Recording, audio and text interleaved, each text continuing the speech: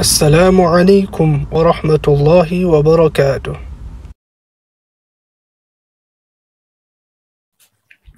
Di antaranya, di sini tentu hukum-hukum syariat, maksudnya hukum-hukum dari Allah Subhanahu wa Ta'ala berhubungan dengan masalah rumah. Apa yang harus kita terapkan dalam rumah kita sehingga rumah itu menjadi rumah yang Islami. Dimulai yang pertama adalah sholat di rumah. Kita perlu garis bawahi, hukum sholat ini kalau bagi laki-laki beda sama perempuan. Laki-laki lebih afdal di masjid. Bahkan Imam Ahmad mewajibkan laki-laki ke masjid. Misalnya suami ibu, anak ibu, ya saudara ibu. Kita berikan masukan kepada mereka agar mereka lebih fokus ke masjid. Karena ada hadis Nabi SAW, saya ingin sekali kata Nabi SAW, ada orang yang menggantikan saya menjadi imam. Kemudian saya pun jalan dengan beberapa orang untuk membakar rumah laki-laki yang tidak pergi ke masjid.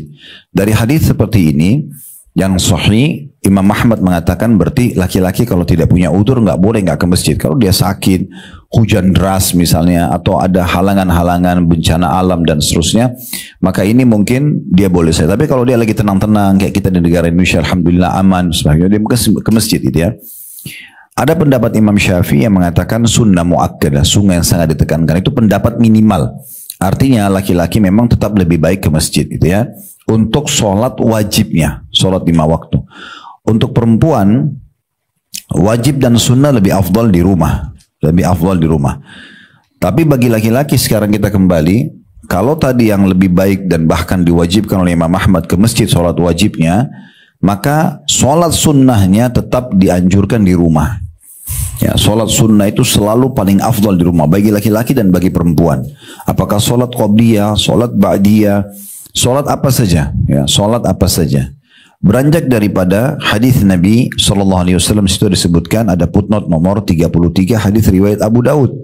Dan hadis ini disahihkan oleh Syekh Albani. Kata Nabi SAW, khairu salatil mar'i fi baiti illa salatul maktubah.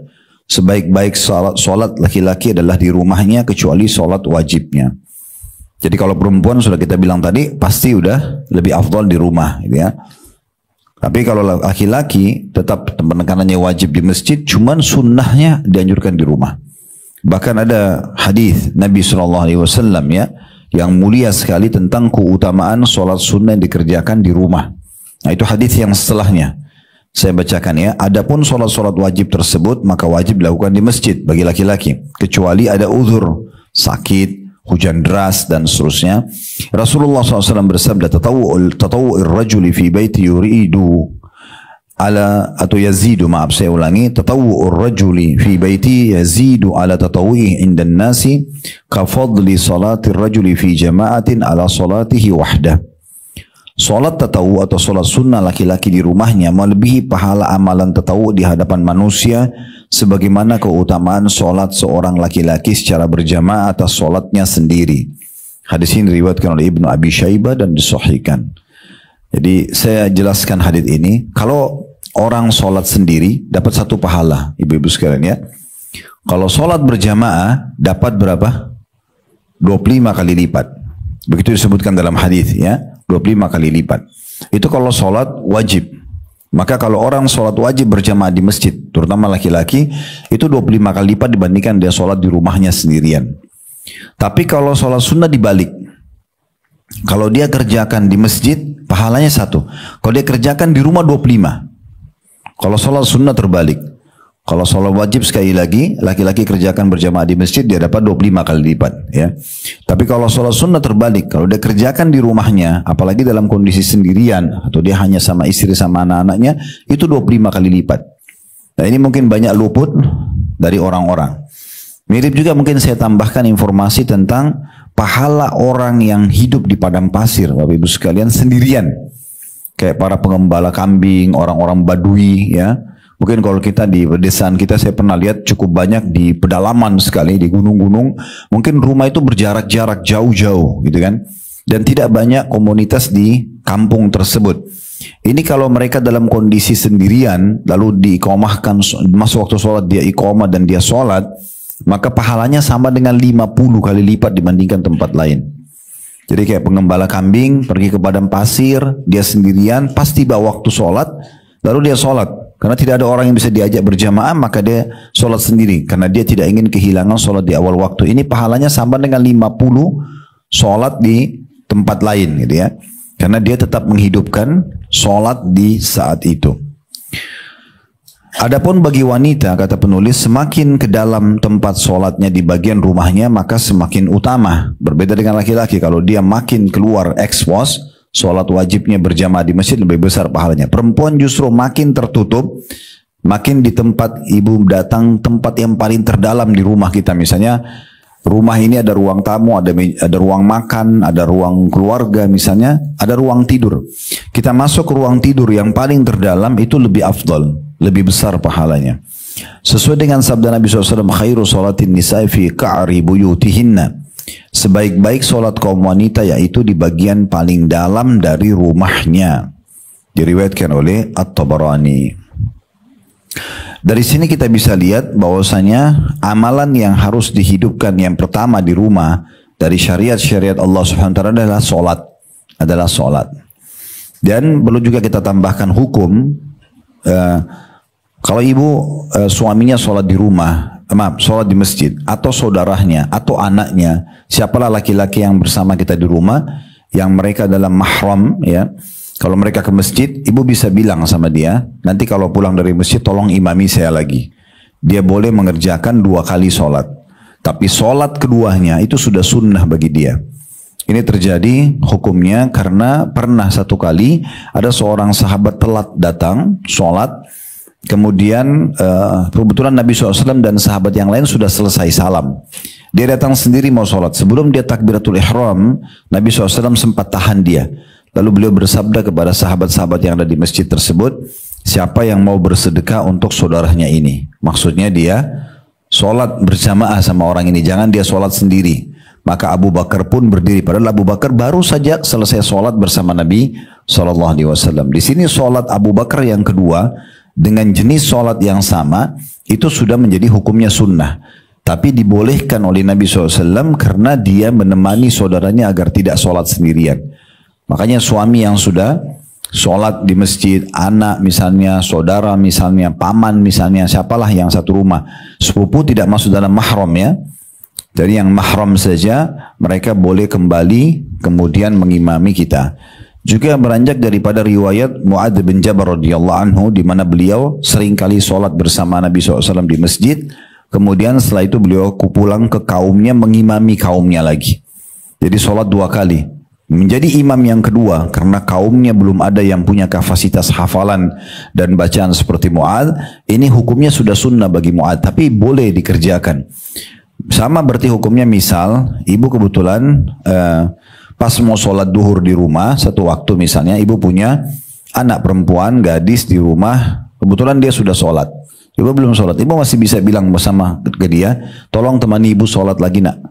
Dia boleh sholat lagi. Atau kebalikannya, misalnya dia baru mau sholat anak ibu sudah sholat, ibu bilang sini ibu temani nak sholat lagi misalnya. Nah itu boleh supaya tidak sholat sendirian. Tujuannya untuk mendapatkan pahala ekstra tentunya. Nah ini semua contoh-contoh sholat yang bisa dihidupkan. Juga tambahannya di poin ini, ibu usahakan setiap sholat bisa pindah di beberapa titik di rumah. Jadi kayak misalnya ibu sholat sekarang di titik di sebelah ranjang sebelah kanan misalnya. Nanti sholat yang setelahnya di sebelah kiri ranjang. Mungkin setelah itu di bagian kaki ranjang.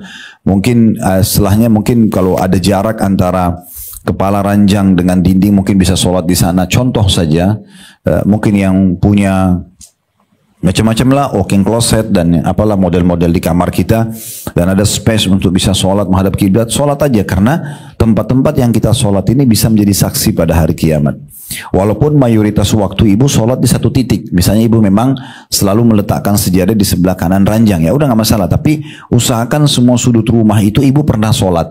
Sekali di ruang tamu, sekali di kamar anak, sekali di dekat meja makan. Karena dalam hadis disebutkan semua itu akan menjadi saksi pada hari kiamat. Ya, makanya dianjurkan kalau kita sudah sholat wajib aja, sholat sunnahnya pindah ke sebelahnya pun cukup. Yang penting pindah gitu ya.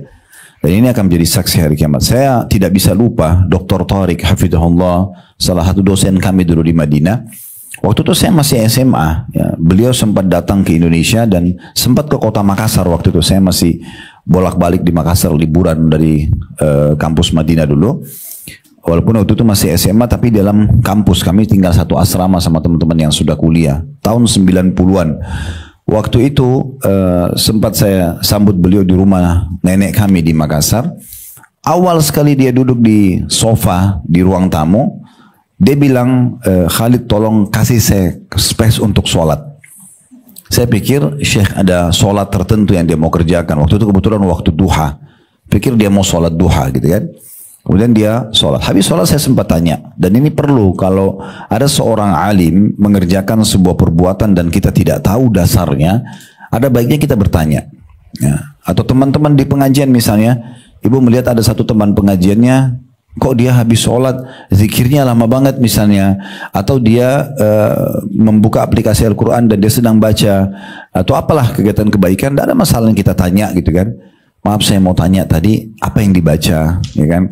Atau apa program dalam Al-Quran, kenapa kok baca Al-Quran. Bertanya seperti ini penting. Karena mungkin mereka punya dalil dalam mengerjakan itu. Dan akhirnya menambah informasi buat kita gitu kan. Berapa banyak orang yang mendapatkan banyak manfaat dari hal-hal seperti ini karena bertanya. Waktu itu saya tanya, akhirnya Dr. Tariq mengatakan, saya tanya, Syekh, Anda sholat apa tadi? Terus dia mengatakan, saya sholat tatawu. Tatawu ini kayak sholat tambahan, Bu. Ya, sunnah tambahan ya. Jadi ibu misalnya, ini habis kajian nih, contoh ini saja, habis kajian begini, kebetulan sudah bubar, ibu melihat, ibu masih ada wudhu, masih menunggu asar cukup lama, lalu ibu ingin sholat 2 rakaat pendekatan diri kepada Allah saja, namanya tatawu. Diniatkan dalam hati hanya pendekatan diri kepada Allah, langsung hadap kiblat, takbir, sholat saja. Ini sholat tambahan, ini mirip dengan puasa tambahan juga ada. Pernah kami sampaikan hadis itu, saya ingatkan lagi, Nabi SAW pernah pulang ke rumah, lalu menemui Aisyah dan bertanya, wahai Aisyah, apakah kalian punya makanan untuk sarapan? Kata Aisyah, tidak ada ya Rasulullah. Kata Nabi SAW, kalau begitu hari ini saya puasa. Nah ini bukan hari Senin, bukan hari Kamis, karena dalam riwayat-riwayat dan disebutkan Nabi setiap kali Senin Kamis itu udah nggak pakai tanya lagi, dia langsung puasa. Beliau langsung puasa, termasuk puasa yang tidak pernah ditinggalkan gitu ya, dalam puasa-puasa sunnah. Nah ini berarti menandakan bukan hari sedang puasa, tapi karena Nabi SAW dia di rumahnya nggak ada makanan, ya udah dia puasa saja. Gitu. Ini namanya puasa tatawu. Ini contohnya gitu ya. Nah ini kita bisa lakukan sholat tambahan seperti ini. Jadi dia sempat bilang juga sama saya, Dr. Tariq bilang hafizahullah, saya juga berharap mudah-mudahan tempat ini menjadi saksi buat saya hari kiamat. Subhanallah, memang berjalan mungkin setahun atau 2 tahun setelah beliau datang, beliau tidak datang lagi di kota Makassar itu. Rumah itu dijual karena mau dibagi warisan. Karena ini punya nenek dulu, orang tua kami dan saudara-saudaranya membagi warisan tersebut. Akhirnya dibeli oleh seseorang, lalu dibongkar semua rumah itu. Jadi maksudnya memang semua yang dulu ada di bangunan tersebut itu sudah terbongkar dan sudah tidak bisa lagi menjadi saksi memang kalaupun beliau datang gitu ya. Makanya peluang-peluang itu sangat baik sekali untuk kita mampir di rumah keluarga, lagi silaturahmi keluarga, kita masih ada wudhu, mampir aja sebentar, bisa nggak? Saya mau sholat sebentar, sholat aja 2 rakaat. Niat sholat wudhu kah, sholat taubat kah, sholat mendekat diri kepada Allah. Kita nggak tahu apakah kita akan kembali ke rumah itu atau tidak. Mungkin rumah itu nanti dijual, sudah tidak lagi punya kerabat kita, kita nggak bisa lagi menjadikannya saksi hari kiamat. Itu kan poin yang sangat baik ya.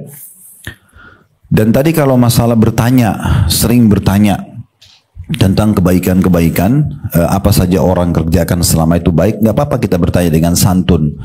Ini dicontohkan oleh 2 orang tabi'in yang sangat masyhur, namanya Abdullah bin Mubarak dengan Fudail bin Iyad. 2 orang ini Bu, ya dua-duanya sangat terkenal soleh sekali. Jadi kalau ibu baca tentang tabi'in atau mau cari tahu salah satu generasi tabi'in yang belajar dari sahabat yang soleh-soleh ini, cerita hidupnya mereka itu semua tentang kematian, surga, neraka, tentang masalah keimanan, ilmu yang bermanfaat gitu. Maka pasti tidak luput nama Abdullah bin Mubarak dengan Fudail bin Iyad. Salah satu yang mereka buat program harian Bu.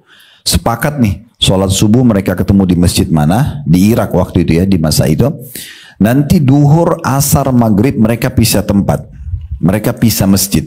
Sudah sepakat. Misalnya si Abdullah bin Mubarak sholat di masjid 1, 2, 3. Fudail bin Iyad sholat di masjid 4, 5, 6. Nanti isya mereka ketemu lagi. Tujuannya di 3 waktu sholat ini, di duhur, asar, maghrib ini, Mereka cari pengalaman-pengalaman spiritual atau keimanan yang mungkin mereka belum kerjakan. Contoh, ada orang antara azan dan iqamah, dia bisa sholat tepat 4 rakaat sebelum duhur misalnya, kemudian dia juga sempat berdoa. Maka didatangi oleh Abdullah bin Mubarak, ditanya, kamu tadi baca doa apa? Apa yang kau minta sama Allah? Bisa nggak berbagi dengan saya? Ada orang berzikir misalnya, ada orang baca Quran, ada orang yang apalah ya, dia pakai pakaian yang khusus misalnya, yang rapi, lebih rapi daripada umumnya orang dalam sholat. Dia semua itu ditanya. Nanti Isya mereka ketemu baru saling berbagi. Tadi saya ketemu ini loh, tadi saya ketemu ini loh. Jadi pengalaman 3 waktu sholat itu dijadikan sebagai momentum untuk menambah iman mereka di waktu Isya. Besok mereka ulangi lagi, lusa. Begitu mereka lakukan program-program mereka. Nah, ini termasuk poin yang sangat baik gitu ya. Siapa tahu pada saat ibu datang ke rumah keluarga, lalu ibu pamit mau sholat di satu titik, mungkin dia belum tahu hukumnya. Lalu dia tanya, ibu bilang saya dengar di pengajian begini. Mungkin dia ajarkan, dia terapkan, ibu dapat pahala dia. Mungkin dia ajarkan kepada anaknya dan suaminya, lalu kemudian diterapkan. Berapa banyak pahala yang kita tidak pernah sangka ternyata mengalir dengan luar biasa. Mengalir dengan luar biasa. Saya tidak tahu ibu pernah dengar cerita ini atau belum, tapi saya ingin berbagi saja. Kalau sudah pernah kita cuma mengingat kembali, karena ilmu itu makin diingat-ingat makin bagus. Ada kisah tentang Abu Hanifah rahimahullah. Abu Hanifah ini salah dari 4 mazhab bu ya. Karena ada mazhab Abu Hanafiyah, ya, pendirinya Abu Hanifah. Kemudian ada Malik, ya, dikenal dengan mazhabnya Malikiyah, Imam Malik. Ini gurunya Imam Syafi'i, ada Imam Syafi'i yang dikenal dengan Syafi'i, dan ada Imam Ahmad dikenal dengan Hanabilah.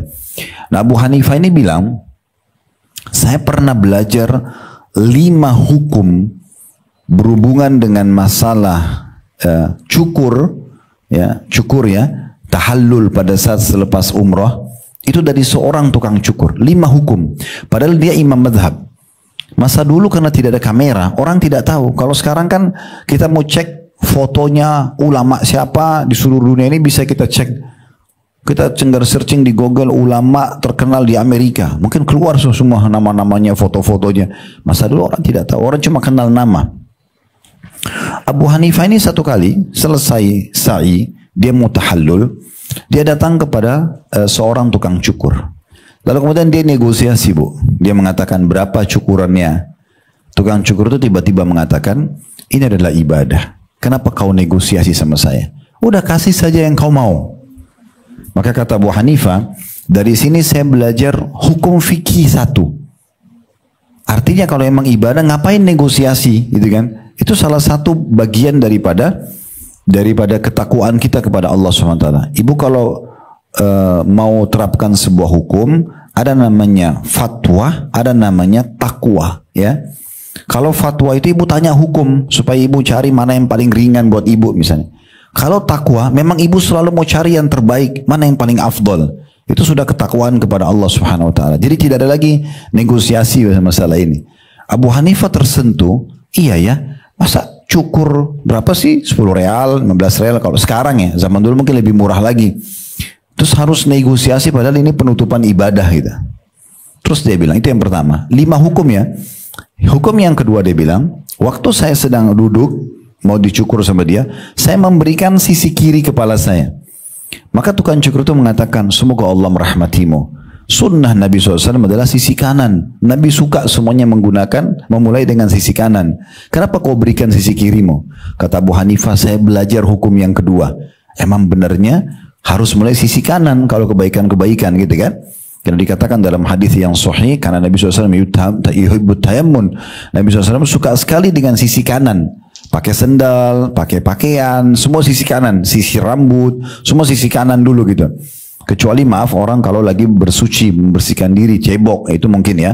Tapi kalau ini selalu Nabi SAW ke sisi kanan. Dia bilang saya keluarkan ini faham sebuah hukum yang kedua. Hukum yang ketiga dia bilang, sambil saya dicukur rambut saya, kemudian saya sambil diam.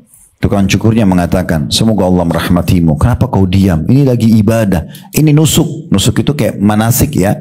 Nusuk ini satuan rangkaian daripada ibadah. Kamu belum menyelesaikan ibadah kamu, masih tahallul. Kenapa diam? Berzikirlah kepada Allah. Kata Abu Hanifah, saya dapat hukum yang ketiga. Daripada orang tahallul diam, zikir saja, istighfarkah, tasbihkah, takbirkah. Kemudian dia bilang setelah selesai itu, yang keempat, saya pas sudah selesai membayarnya, dia sempat nanya kepada saya. Waktu itu saya sudah mau pergi. Mau kemana kamu? Dia bilang saya mau. Kata Abu Hanifah bilang saya mau pergi, gitu kan? Saya sudah mau pergi. Kata tukang cukurnya, kenapa kau pergi begitu saja? Ini baru selesai. Ini penyempurnaan ibadah kamu. Harusnya kamu berdoa. Artinya selepas tahallul pun berdoa gitu ya.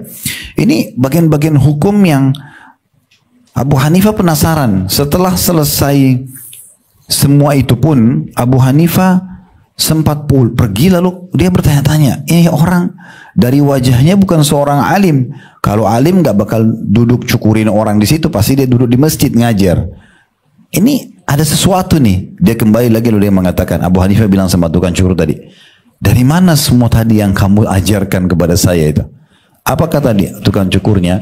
Saya pernah mencukur Atha bin Abi Rabah. Atha bin Abi Rabah seorang alim besar di Mekah, muridnya Abdullah bin Umar. Dia bilang saya pernah mencukur Atha bin Abi Rabah dan dia melakukan itu. Semua apa yang saya ajarkan kepada kamu.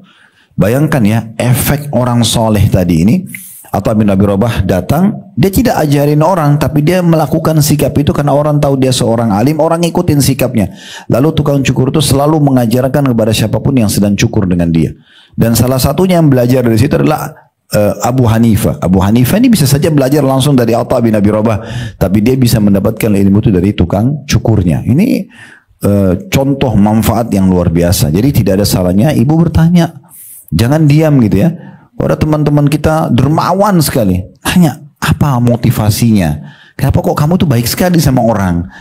Mungkin dia sebutkan ke ibu sebuah hadis yang membuat ibu berubah. Ibu yang jadi rajin bersedekah, lebih semangat lagi dari sebelumnya misalnya. Atau majelis taklim begini, apa yang motivasi, kenapa mau adakan majelis taklim? Mungkin ibu dapat jawaban dari yang membuat majelis taklim, mungkin oh karena ini, karena itu. Mungkin ibu kita tidak terfikir sebelumnya, misal contoh. Atau apalah, semua kegiatan-kegiatan, ada orang bolak-balik umroh dan haji, ada orang ini dan itu bakti sama orang tuanya, ada orang yang selalu membuat program sedekah harian, yang dijadikan target misalnya orang-orang yang butuh, orang-orang miskin di pelosok mana. Semua itu bisa menjadi program-program tambahan kita. Nah ini diantaranya. Jadi poin yang pertama dalam masalah menerapkan syariat di rumah yaitu sholat. Usahakan ibu hidupkan sholat ya. Bahkan ibu kalaupun lagi berhalangan, ibu tidak sholat, ibu bisa tetap dapat pahala sholat dengan cara menghidupkan sholat itu di rumah. Ingatkan suami, ingatkan anak. Ya, ibu siapkan fasilitasnya, sejadahnya misalnya, atau pakaian sholatnya. Ibu kalau lagi istirahat, misalnya keluarga lagi istirahat, ibu bangunkan 10 menit, 15 menit sebelum azan misal. Contoh, nah seperti itulah.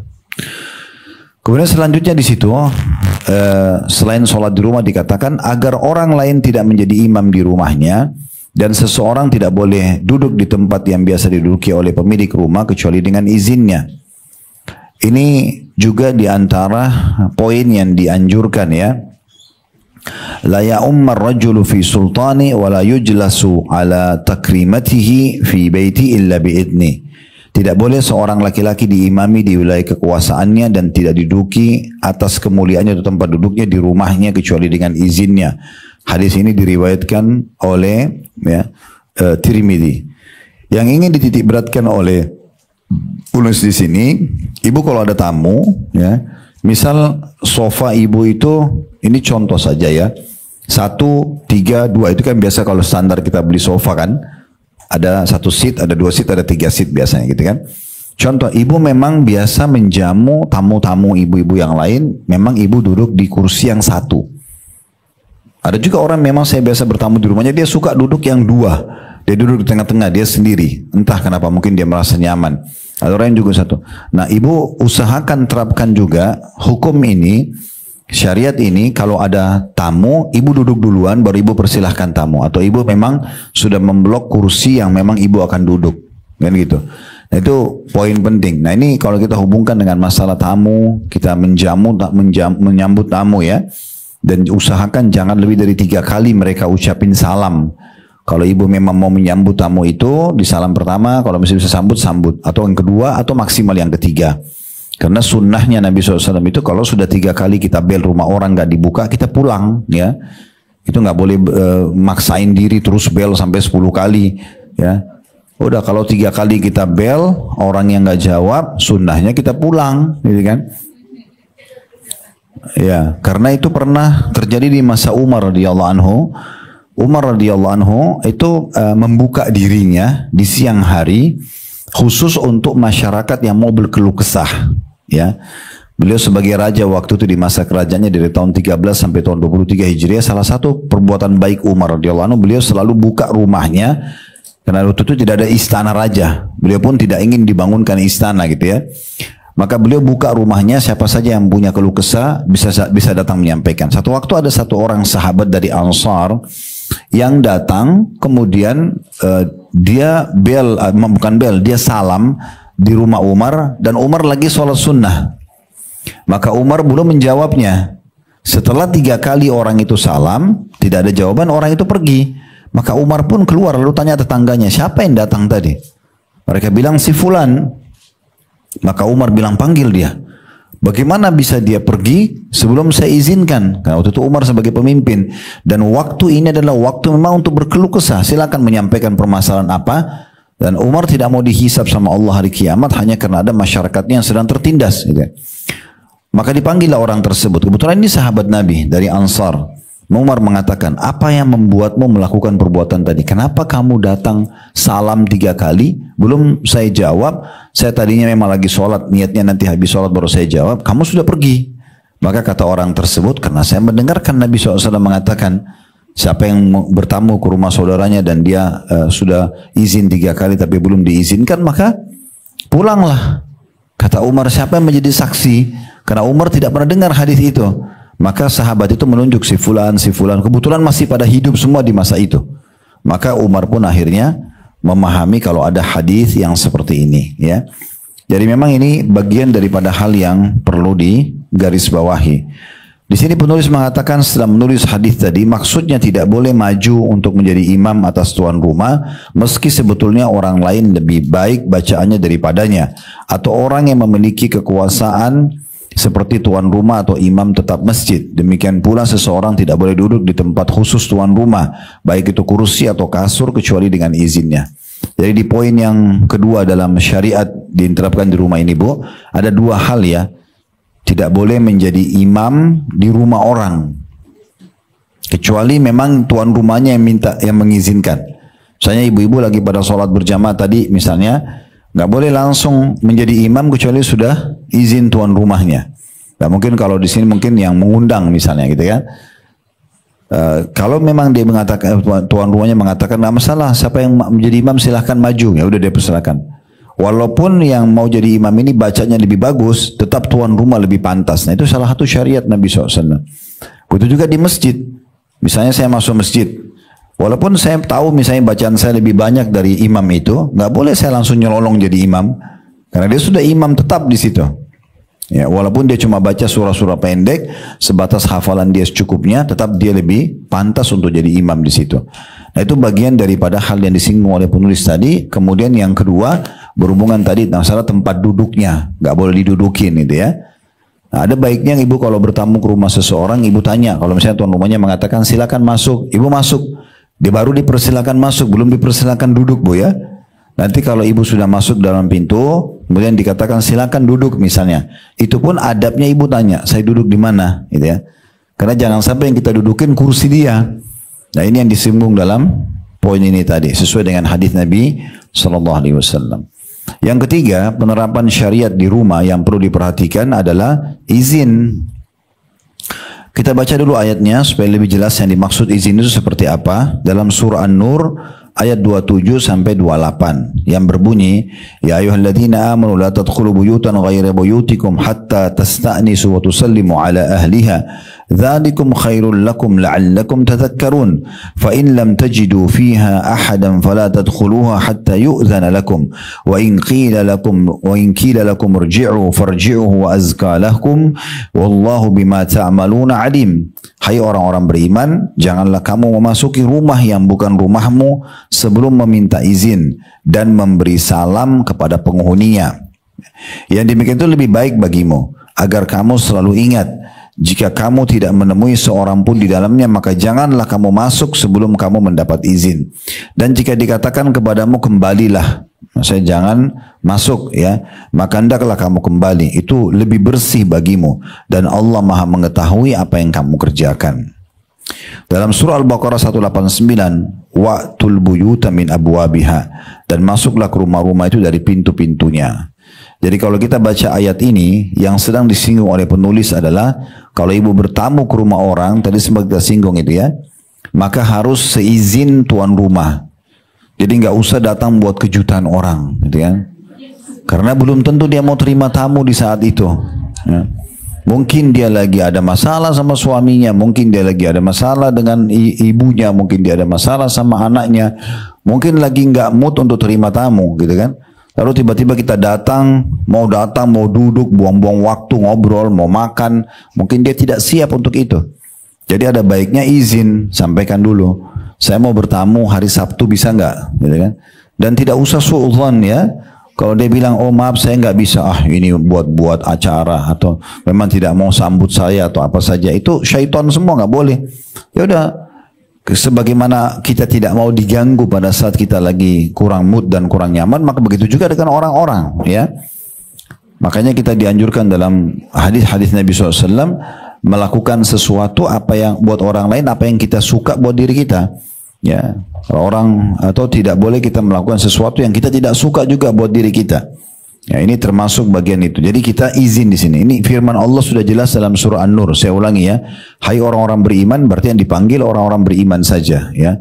Janganlah kamu memasuki rumah yang bukan rumahmu sebelum meminta izin. Sekarang bisa telepon, bisa WA dulu ya. Jadi nggak usah tiba-tiba kebetulan lewat main mampir. Ya ini kebetulan saya lewat tadi saya mampir. Mungkin orang lagi kurang pas untuk menerima tamu ya. Dan memberi salam kepada penghuninya. Yang demikian itu lebih baik bagimu agar kamu selalu ingat. Jika kamu tidak menemui seorang pun di dalamnya, maka jangan juga kamu masuk sebelum kamu mendapat izin. Walaupun lagi tidak ada penghuni rumahnya, ini kan rumah teman saya nggak apa-apa, main masuk, minum, duduk di ruang tamu orang, tuan rumahnya nggak ada. Nah ini untuk apa manfaatnya gitu ya? Lebih baik ibu pergi ke restoran kemana yang jelas-jelas ibu bisa bayar dan tidak masuk kena hukum ini, karena ini berhubungan dengan hukum di rumah gitu ya. Dan jika dikatakan misalnya ada tuan rumah mengatakan maaf ya saya sudah mau istirahat, itu jangan bilang kamu cepat-cepat mau tidur terus maksain orang ngobrol, nggak bisa ya. Kalau tuan rumahnya sudah mengatakan atau menyinggung dengan bahasa-bahasa kiasan pun pulanglah gitu kan. Itu lebih baik dikatakan, lebih suci dan lebih bersih bagimu. Allah Maha mengetahui apa yang kamu kerjakan. Di masa Nabi Muhammad SAW pada saat beliau baru saja menikah, sehingga saya sama Sofia binti Huyai radhiyallahu anha, atau sama Zainab tepatnya, sama Zainab, mantan istrinya anak angkat beliau, Zaid ibn Haritha. Setelah cerai sama Zaid, dinikahi oleh Nabi SAW karena Allah ingin mengeluarkan sebuah hukum di situ, bahwasanya boleh orang menikah dengan mantan pasangan anak angkatnya, karena itu bukan mahram. Ya, Zaid ibn Haritha anak angkat Nabi, setelah cerai sama istrinya Zainab, maka Allah nikahkan Allah dengan Zainab. Nah, waktu menikah dengan Zainab rupanya ada banyak sahabat masih duduk ngobrol-ngobrol di ruang tamu Nabi. Padahal ini pengantin, orang mau duduk ngobrol sama pasangannya. Akhirnya Allah SWT turunkan firman-Nya menegur masalah itu. Sesungguhnya Nabi itu hanya malu mau ngomong sama kalian, tapi Allah tidak malu menyampaikan kebenaran. Itu contohnya, adab-adabnya itu ya.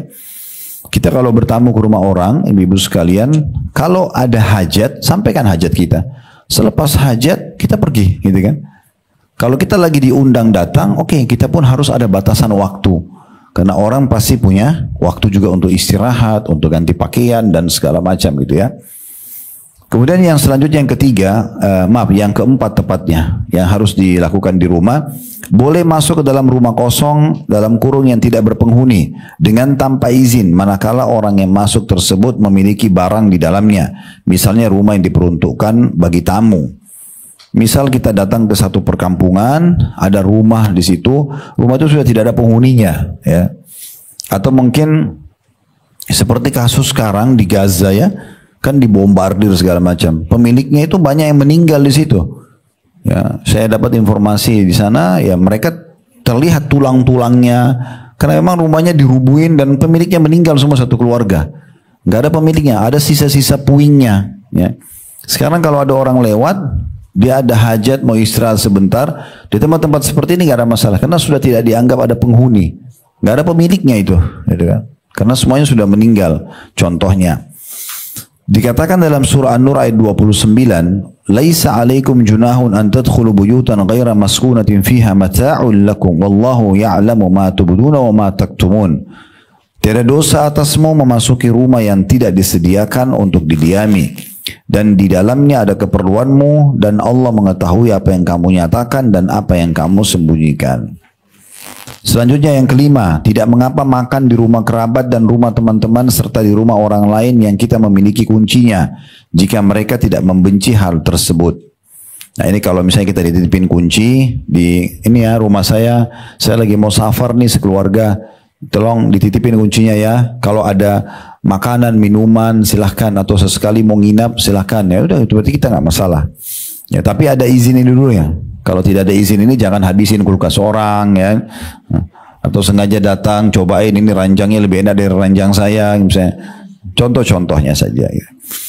Dalam surah An-Nur ayat 61 Allah berfirman, "Laisa 'alal a'ma harajun wala 'alal a'raji harajun wala 'alal maridi haraj wala 'ala anfusikum an ta'kulu min buyutikum aw buyuti abaikum aw buyuti ummahatikum aw buyuti ikhwanikum aw buyuti akhawatikum aw buyuti amamikum aw buyuti ammatikum aw buyuti akhwalikum aw buyuti khalatikum aw ma malaktum mafatihahu aw sadiqikum laisa 'alaikum junahun an ta'kulu jami'an aw ashtata." Tidak ada halangan bagi orang yang buta, orang yang pincang, orang yang sakit, dan tidak pula bagi dirimu sendiri makan bersama-sama mereka di rumah kamu sendiri, atau di rumah bapak-bapakmu, atau di rumah ibu-ibumu, di rumah saudara-saudaramu yang laki-laki, di rumah saudaramu yang perempuan, di rumah saudara bapakmu yang laki-laki, paman, di rumah saudara bapakmu yang perempuan, tante dari ayah, di rumah saudara ibumu laki-laki, dan di rumah yang kamu miliki kuncinya, atau di rumah kawan-kawanmu. Tidak ada halangan bagi kamu makan bersama-sama mereka atau sendirian. Jadi saya sudah bilang kalau dititipin ya, ini rumah saya mau safar, silakan kalau mau makan, mau minum gitu misal contoh. Nah itu. Kemudian selanjutnya yang keenam kayaknya nih ya. Yang 1, 2, 3, 4, 5, yang keenam. Melarang anak-anak dan pembantu masuk ke dalam kamar tidur ibu bapak tanpa izin pada waktu-waktu istirahat. Nah, ini waktu istirahat malam, siang hari ya. Yaitu sebelum sholat subuh, ini waktu malam. Waktu tidur siang, biasanya dikenal dengan kailula, kayak kita duhur asar. Setelah sholat isya, ini biasanya umumnya orang suami istri sudah masuk dalam kamar ngobrol masalah-masalah mereka. Karena ditakutkan pandangan mereka akan tertumpuk pada pemandangan yang tidak sesuai. Jika melihat sesuatu tanpa sengaja pada selain waktu tersebut, maka hal itu tidak atau masih bisa ditolerir atau dimaafkan. Sebab mereka adalah orang-orang yang bercampur satu rumah dan melayani sehingga sulit untuk menghindari hal tersebut. Allah berfirman di dalam surah An-Nur ayat 58.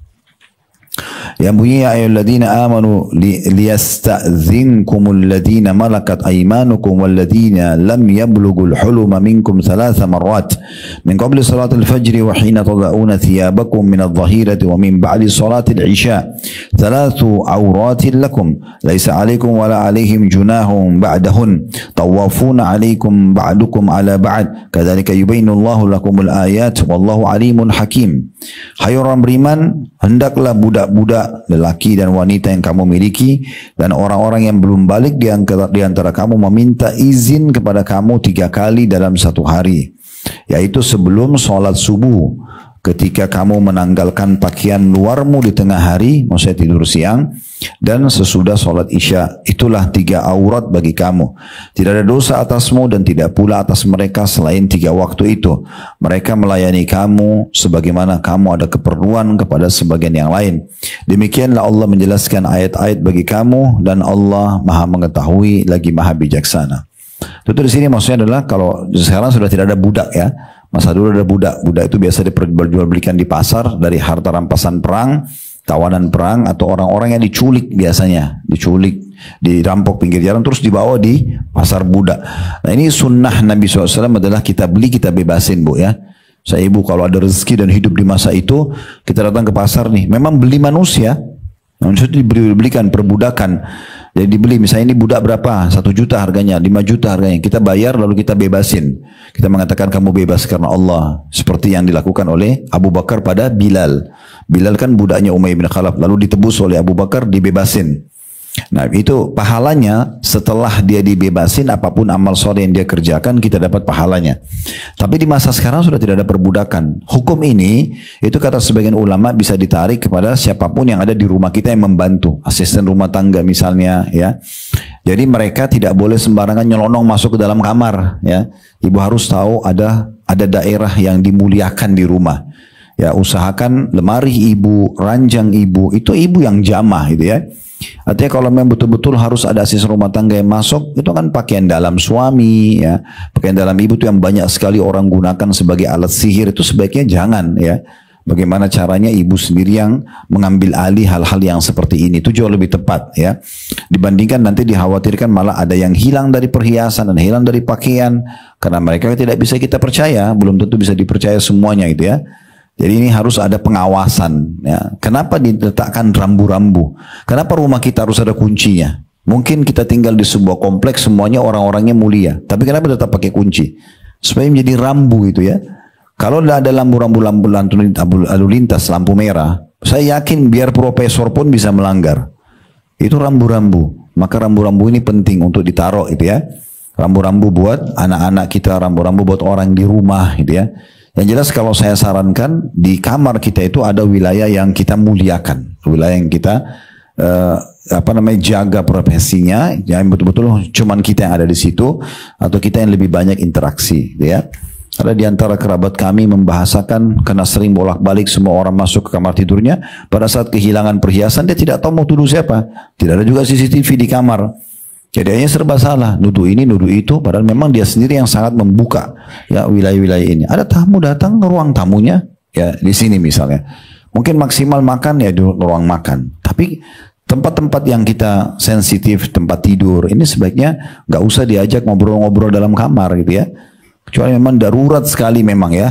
Mungkin itu saudara kita lagi sakit nggak bisa berdiri dari ranjang, oke lah. Karena kita tidak tahu hati orang. Mungkin ranjang ibu lebih bagus dari ranjang dia. Mungkin spray kita lebih bagus. Mungkin lemari kita lebih bagus. Mungkin banyak hal lah. Tiba-tiba terbuka lemari, ada pakaian tidur yang dia tidak punya. Misal, kan bisa saja mengundang hasad dan ain orang. Maka sebaiknya ini dijaga itu ya. Ini lebih baik dijaga.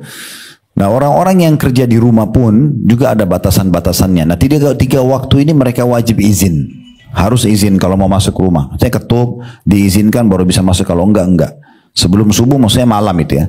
Sebenarnya 2 waktu ini bersamaan. Lepas Isya sampai sebelum azan subuh ini waktu tidur sebenarnya. Kecuali ibu yang suruh bawain minuman, bawain makanan, diantar gitu kan. Nah itu mungkin. Dan juga saya sarankan, saran saja, usahakan rumah itu memang sesuai dengan bagian-bagiannya. Tidur, ranjang itu bu, tempat tidur dan istirahat. Atau ngobrol suami istri. Bukan makan. Keliru orang bawa makanan di atas ranjang. Tidak tepat. Kalau tumpah, kalau ini, ada sisa bau makanannya. Kenapa harus dilakukan? Kenapa enggak di meja makan? Misal contoh ya, ruang tamu ya tamu, ruang makan ya makan. Kita masing-masing ngomongnya pun diatur. Misalnya yang ngomongan di ranjang, yang ngomongan masalah ranjang, ngomongan di meja makan ya masalah makanan, di ruang tamu ya masalah urusan tamu gitu lah. Itu akan jauh lebih baik. Dan kalau kita membiasakan kepada anggota rumah tangga kita ini akan jauh lebih baik, tertata dengan rapi tentunya. Itu akan lebih baik. Sehingga nggak perlu lagi kita bahas tentang makanan atau makan makanan di atas ranjang. Apalagi kalau dengan suami istri itu sudah urusan yang berbeda. Mungkin mereka mau diskusikan hal-halnya, masalah pendidikan anak, masalah biologis mereka segala macam, itu di situ. Nah, di meja makan masalah makanan, di ruang tamu, ruang keluarga mungkin masalah pekerjaan dan segala macam. Itu jauh lebih baik, jauh lebih tepat. Nah ini yang dimaksudkan ada 3 aurat yang harus dijaga, mereka izin. Dan satu lagi tadi selain habis Isya dan sebelum subuh, maksudnya semalam suntuk gitu ya, juga pada saat siang hari. Nah ini biasa dikenal dengan istirahat siang. Kayak kita siang begini kan memang karena di Jakarta ini biasanya kita sudah terbiasa aktif ya. Kalau di pedalaman sebenarnya itu orang pakai tidur gitu ya. Saya datang ke beberapa kota kita di Indonesia itu semua toko tutup di siang hari.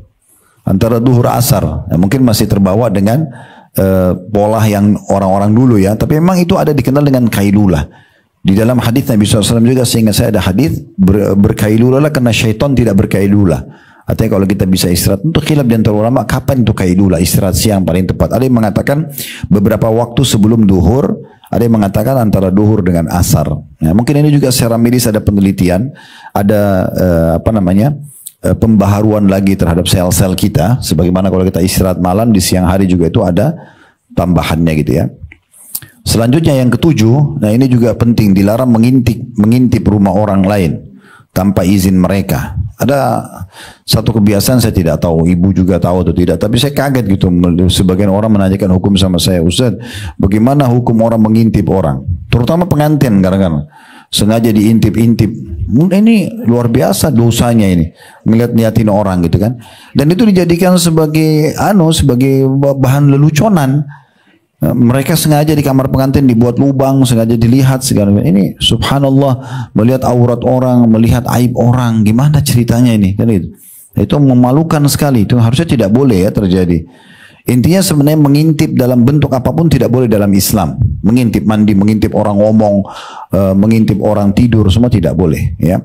Dan ada hadis Nabi SAW yang sangat kuat. Ini coba ibu renungi hadis ini ya. Saking tegasnya hadis ini riwayat Ahmad, dan ini hadis sahih.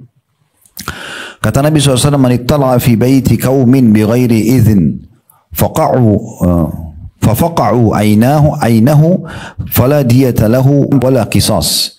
Barang siapa yang mengintip rumah satu orang tanpa izin, kemudian mereka mencongkel matanya, orang yang intip itu dicongkel matanya, dilempar batu kah, dirusak matanya dia, maka tidak ada diat. Diat itu kayak denda, Bu. Kan dalam Islam itu kalau ada orang yang dilukahi atau dibunuh, itu kan ada dendahnya, ada diatnya, biayanya biasa dibayar gitu ya kepada keluarganya, dan tidak ada kisos. Kan kisos itu orang kalau tampar dia ditampar juga kan gitu kisosnya. Orang kalau tonjok orang giginya jatuh, dia juga ditonjok giginya jatuh. Makanya saya sering sampaikan di pengajian, supaya ibu terhindar dari hukum ini, kalau ada yang ngajak bertengkar, ibu tinggalin aja. Biarin dia bertengkar dengan tembok. Nah, gak usah dilayani. Kamu begini, kamu pengecut, biarin aja, sudah tinggalin aja. Nah, itu lebih aman. Mau dia bilang kita pengecut, mau penakut, terserah, nggak apa-apa. Yang penting saya tidak terjerumus dalam, karena kalau sudah emosi kita jadi tidak sadar, hanya jadi masalah kemana-mana gitu kan. Pertengkaran dihindari saja, karena ini juga termasuk hal-hal yang bisa membahayakan. Intinya sebenarnya salah satu hukum syariat yang harus diperhatikan dalam rumah adalah tidak boleh kita membiarkan ya ada celah untuk pengintipan gitu ya. Diintip-intip itu nggak boleh sama sekali. Dengan alasan apapun, apakah mandi, apakah tidur, apakah makan, apa saja ya. Obrolan-obrolan semuanya tidak boleh. Selanjutnya yang ke-8, wanita yang ditalak tidak boleh keluar atau dikeluarkan dari rumahnya selama waktu iddah atau masa menunggu dengan memberikan infak kepadanya. Ini juga termasuk syariat di rumah. Ya, ada namanya tolak raj'i, ada namanya tolak bayin. Tolak raj'i berarti cerai yang masih bisa kembali. Itu 2 kali. Kata Allah SWT, at-talaku marratan. Cerai itu 2 kali. Dan kalau yang sudah cerai yang ketiga, berarti sudah tolak bayin. Berarti tidak bisa kembali. Ya, tidak bisa kembali lagi kecuali si wanita nikah sama laki-laki lain, pernikahan normal, kemudian cerai lagi dengan suami keduanya, baru terbuka kesempatan untuk kembali sama mantan suami pertama. Tapi nggak boleh direkayasa. Nggak boleh orang ribut-ribut terus main ceraikan, saya ceraikan kamu misalnya sampai 2-3 kali, terus karena menyesal, terus si suami ini bilang sama temannya, kamu nikahi istri saya sekarang tapi langsung ceraikan lagi ya, hanya untuk menghalalkannya. Nah itu tidak boleh, itu hukumnya haram, dilaknat dua-duanya. Ya, ini dalam hadis sudah pernah atau dalam bahasa yang sudah pernah kita jelaskan di dosa-dosa besar. Itu tidak boleh mempermainkan hukum Allah Subhanahu wa taala. Makanya dalam rumah tangga ibu, kalau ada sesuatu yang ibu tidak suka dari suami, jangan selalu bilang ceraikan saja saya atau kita pisah saja. Bahasa ini berbahaya karena kalau ibu ucapin cerai tidak jatuh, tapi kalau dia ucapin jatuh, gitu kan? Maka jangan memancing untuk itu. Lebih baik kita renungi baik-baik, kita introspeksi diri, kita berdoa kepada Allah Subhanahu wa taala, minta petunjuk apakah ini benar atau tidak, gitu ya.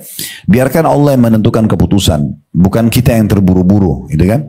Ini sering minta dipulangkan rumah orang tua lah, sering ini dan itu tidak ada manfaatnya dalam rumah tangga. Kita sudah berumah tangga, sekarang kita hadapin rumah tangga itu dengan baik, seperti itulah. Yang jelas kalau terjadi perceraian sampai 2 kali dan namanya masa iddah. Masa iddah 3 kali masa suci ya. Dan di sini si wanita yang dicerai masih status istri. Dalam masa iddah masih status istri. Kalau dalam masa iddah itu suaminya meninggal, dia termasuk mendapatkan warisan sebelum selesai masa iddahnya. Tapi kalau sudah selesai masa iddah, dia menjadi wanita asing. Makanya kata Nabi SAW, jangan main-main di 3 hal, di pernikahan, di perceraian, dan rujuk. Nggak boleh misalnya saya bilang sama teman saya, kebetulan saya punya anak perempuan, dia punya anak laki-laki. Lalu misalnya kita bercanda aja, nanti anak kita jodohin ya. Kalau dia bilang iya, anak-anak itu terikat secara hukum. Sampai nanti mereka dewasa kita tanya dulu, ibu atau ayah jodohin kamu sama fulan ya. Oh saya nggak mau ya sudah, gitu. Atau kita batalin. Itu kemarin yang kita bicara tuh kita batalin ya. Karena kalau tidak terikat hukum. Makanya nggak boleh main-main dengan masalah perceraian. Atau contoh yang lain, kan yang mensahkan pernikahan itu walinya perempuan kan. Nggak boleh misalnya seorang laki-laki sebagai wali, dia bilang misal contoh dia bilang sama temannya, saya nikahkan kamu sama anak perempuan saya dengan mas kawin misalnya kunci mobil ini. Kalau laki-laki itu bilang saya terima nikahnya, itu sah walaupun anak perempuannya tidak tahu. Karena kan dia walinya. Jadi nggak boleh sembarangan itu. Jangan main-main soal masalah pernikahan. Itu kalau ayahnya ya. Kalau ibu nggak bisa di situ. Ibu tidak bisa, tidak dianggap sah karena ibu bukan wali dalam pernikahan. Ini hukum sendiri. Begitu juga dengan yang kedua masalah rujuk. Nah rujuk ini kalau terjadi misalnya suami mengatakan saya ceraikan kamu, bercerailah mereka. Mulai pengucapan tolak 3 kali masa suci ke depan ini masa iddah. Kalau mereka baikan di masa ini, tiba-tiba baikan, tiba-tiba biologis atau saling memaafkan, ini berarti jadi suami istri lagi. Karena memang dasarnya di masa iddah itu masih masa satu suami istri, masa introspeksi diri ya. Itu dikasih kesempatan 2 kali dalam syariat. Dan juga dalam masalah cerai. Cerai nggak boleh main-main. Sampai pernah ada Dr. Syarif mengajar kami bab tolak, bab perceraian waktu itu di tingkat 3 kuliah di Fakultas Dakwah di Madinah. Beliau kasih perumpamaan, kalau ada seorang laki-laki mengatakan pada istrinya, sementara istrinya di tangga nih ya, kalau kamu naik kamu cerai, kalau kamu turun kamu cerai. Misal, maka perempuan ini nggak punya pilihan. Kalau dia naik jatuh cerai, kalau dia turun dia turun dari tengah-tengah tangga kalau dia tidak mau diceraikan. Sampai seperti itu gambaran, tidak boleh main-main ya. Jadi ini penting sekali untuk digarisbawahi. Nah yang perlu digarisbawahi di sini yang sedang ditekankan, salah satu hukum syariat di rumah, wanita di masa iddah tidak boleh keluar dari rumah. Apakah dia keluar sendiri atau dia diusir oleh suaminya, nggak boleh ya. Kecuali dalam keadaan ibu terancam. Misalnya suami naudzubillah pemabuk, ibu bisa terancam secara kejiwaan, ibu boleh keluar. Tapi kalau enggak, suami ibu baik-baik saja, cuma terjadi syaitan masuk di antara ibu sama suami, ibu jangan tinggalkan. Karena kalau ibu tinggalkan, syaitan makin menguasai dia untuk tidak melanjutkan rumah tangga. Justru di masa iddah dianjurkan semua istri menunjukkan sikap-sikap yang lebih baik. Karena dia masih status istri walaupun sudah diucapkan kalimat cerai. Dia terus melayani dengan baik, dia terus coba minta maaf misalnya dan seterusnya lah. Coba diskusi ringan lagi dalam 3 kali masa suci itu, siapa tahu mereka bisa baikan. Nah seperti itulah.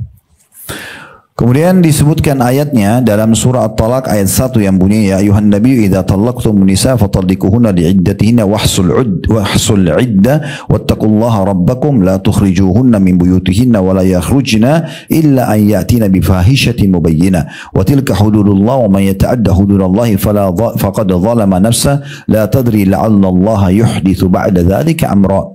Hai Nabi, apabila kamu menceraikan istri-istrimu, maka hendaklah kamu ceraikan mereka pada waktu yang wajar dan hitunglah waktu iddah itu 3 kali masa suci.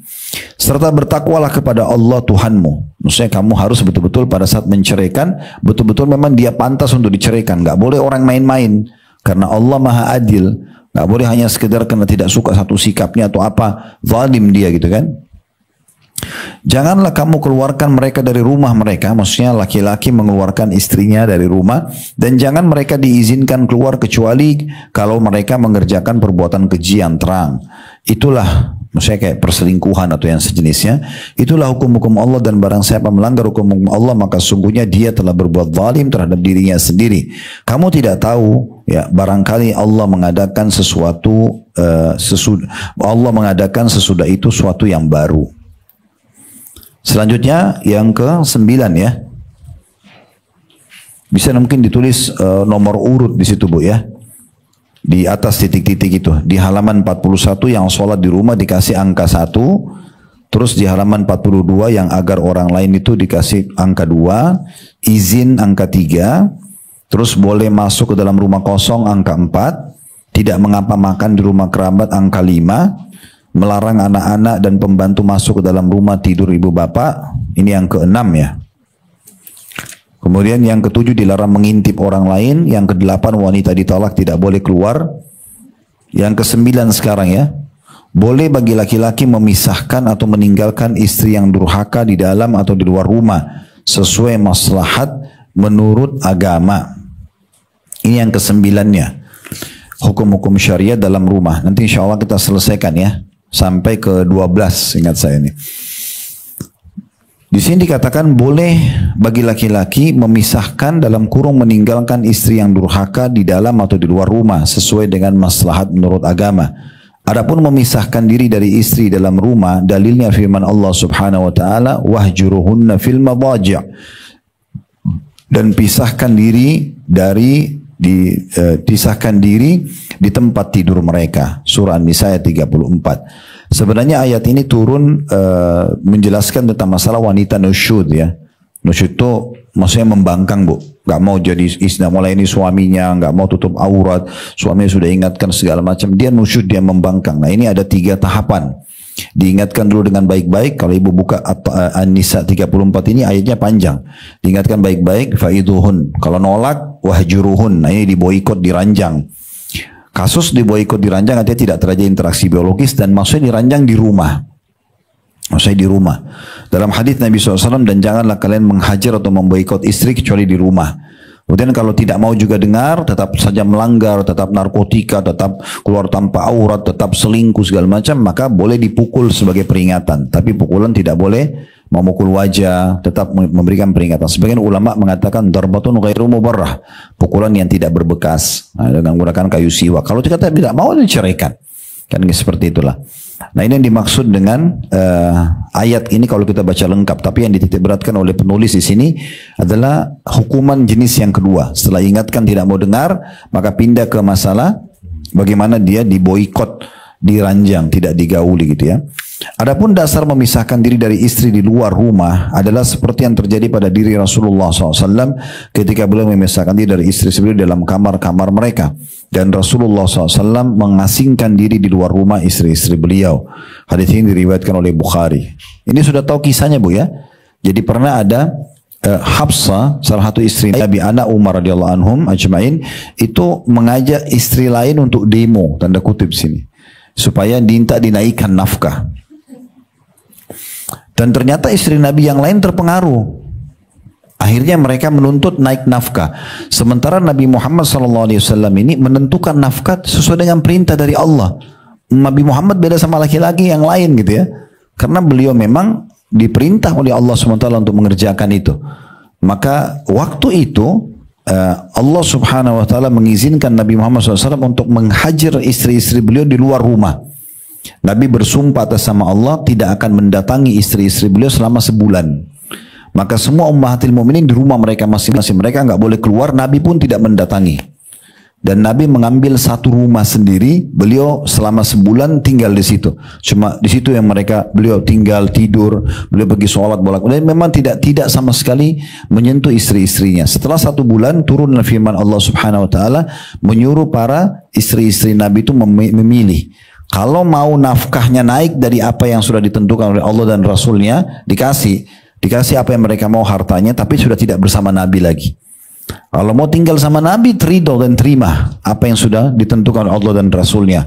Maka akhirnya semuanya sepakat untuk memilih Rasulullah SAW gitu ya. Nah waktu itu ada kasus Nabi SAW memboikot mereka tapi di luar rumah. Nabi nggak tinggal dalam rumah gitu kan. Jadi ada 2 jenis pemboikotan bagi istri yang nusyud. dalam rumah atau di luar rumah. Tapi bukan istrinya yang keluar rumah ya, si suaminya di sini. Diboikot artinya tidak digauli di ranjang, atau suaminya pindah kamar sebelah, atau dia keluar dari rumah untuk memberikan pembelajaran.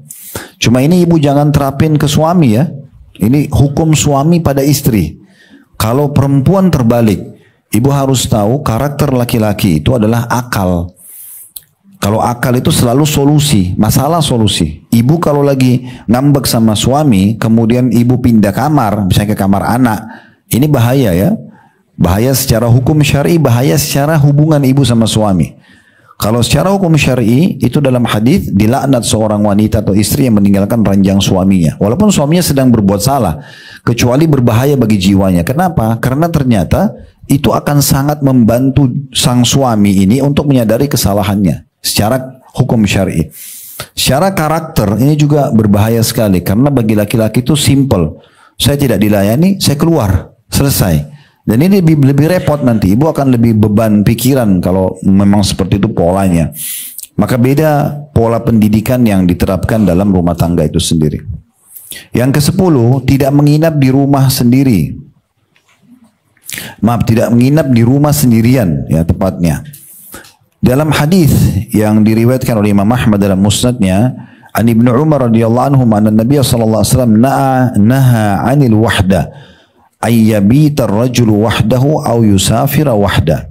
Ibnu Umar radhiyallahu anhu mengatakan bahwasanya Nabi SAW melarang menyendiri, yakni seseorang laki-laki menginap atau bepergian sendirian. Larangan ini disebabkan karena dengan sendirian ditakutkan akan terjadi sesuatu, misalnya serangan musuh, pencuri atau sakit. Adanya teman yang mendampinginya akan menolak keinginan musuh atau pencuri menyerangnya, juga akan membantu jika dia jatuh sakit. Ya, sebenarnya hukum ini berlaku bagi laki-laki dan perempuan ya. Jadi kalau pun harus di rumah, maka usahakan ada yang menemaninya, gitu ya, karena dikhawatirkan malah terjadi hal-hal yang tidak diinginkan. Tentu bukan berarti ini hukumnya haram. Misalnya kalau ibu memang betul-betul cuma sendiri di rumah dan ibu sudah biasa sekian tahun hidup sendirian di rumah, tidak ada orang, tidak ada anak, tidak ada suami, memang sendirian, dan memang ibu sudah terbiasa dengan itu tidak ada larangan dalam masalah ini karena memang pola. Tapi secara global ini jarang terjadi. Lebih baik bagi laki-laki dan perempuan itu selalu ada orang bersama dengan dia di rumah, yang ini akan membantu dia kalau ada sesuatu yang dibutuhkan. Berapa banyak orang yang meninggal tapi semua tidak ada yang tahu, kecuali sudah sekian hari dia nggak keluar rumah baru ketahuan, atau ada bau busuk dari bangkai badannya misalnya yang sudah jadi jenazah dan seterusnya. Itu ini diantara adab-adab syar'i yang harus dijaga di rumah itu ya. Yang ke-11, tidak tidur di lantai atas yang tidak memiliki pagar agar tidak jatuh ya. Rasulullah SAW bersabda, man bata ala dhahri baitin laisa lahu hijaz atau hijar, laisa lahu hijarun faqad bari'at minhu zimmah. Barang siapa yang tidur di loteng rumah yang tidak memiliki batu atau penghalang atau pagar, maka sungguh orang lain telah lepas tanggung jawab darinya. Ini diriwayatkan oleh Abu Dawud dalam sunannya dan disahihkan oleh Syekh Albani. Sebab orang yang tidur terkadang dengan tidak sadar berguling-guling dalam tidurnya. Jika ia tidur di lantai atas atau atap rumah yang tidak memiliki pagar atau pembatas yang menghalanginya, bisa jadi ia akan jatuh ke bawah yang menyebabkan meninggal dunia. Jika hal itu terjadi, maka tidak seorang pun yang berdosa karena kematiannya. Semua lepas dari tanggung jawab atas kematian orang tersebut. Di samping hal itu juga menyebabkan pelecehannya terhadap penjagaan Allah padanya, sebab ia tidak mengambil langkah ikhtiar dan sebab. Ini mungkin kalau rumah-rumah ada rooftop biasa ya, tuh atap, genteng gitu ya, ada orang iseng sengaja tidur di situ padahal sebenarnya dia bisa jatuh. Nah ini ada larangan sendiri. Mungkin ini jarang, mungkin bisa dikatakan orang tidak lakukan, tapi perlu disampaikan sebagai sebuah hukum karena ada teguran Nabi SAW. Kalaupun ada orang begini, dia sengaja tidur di pinggiran terasnya, nggak ada pagarnya, lalu kemudian dia jatuh, dia meninggal, nggak ada orang boleh disalahkan. Ya, apakah itu pasangan hidupnya, apakah itu anaknya, karena memang dia sendiri yang mengambil langkah-langkah seperti itu. Yang terakhir ini, yang ke-12 ya, dari hal-hal yang berhubungan dengan aspek syariat di dalam rumah, menurut penulis tentunya Dr. Muhammad Munajjid Hafizahullah, kucing-kucing peliharaan tidak menjadikan bejana najis bila kucing tersebut minum atau makan darinya. Dari Abdullah bin Abi Qatada an abihi, dari ayahnya, annahu wudi'a lahu wudu'uhu fawalaga fihi sinnu atau sinnaur فأخذ يتوضأ فقالوا يا أبا قتادة قد ولغ فيه السنور أو السنور فقال سمعت رسول الله صلى الله عليه وسلم يقول السنور من أهل البيت وأنه من الطوافين والطوافات عليكم. Dari Abdullah bin Abi Qatada dari ayahnya radhiyallahu anhu majma'in bahwasanya diletakkan untuknya bejana yang berisi air untuk wudu. Lalu seekor kucing menjilat ke dalamnya, lalu ia pun tetap melakukan wudu. Mereka bertanya, wahai Abu Qatada, bejana itu telah dijilat oleh kucing.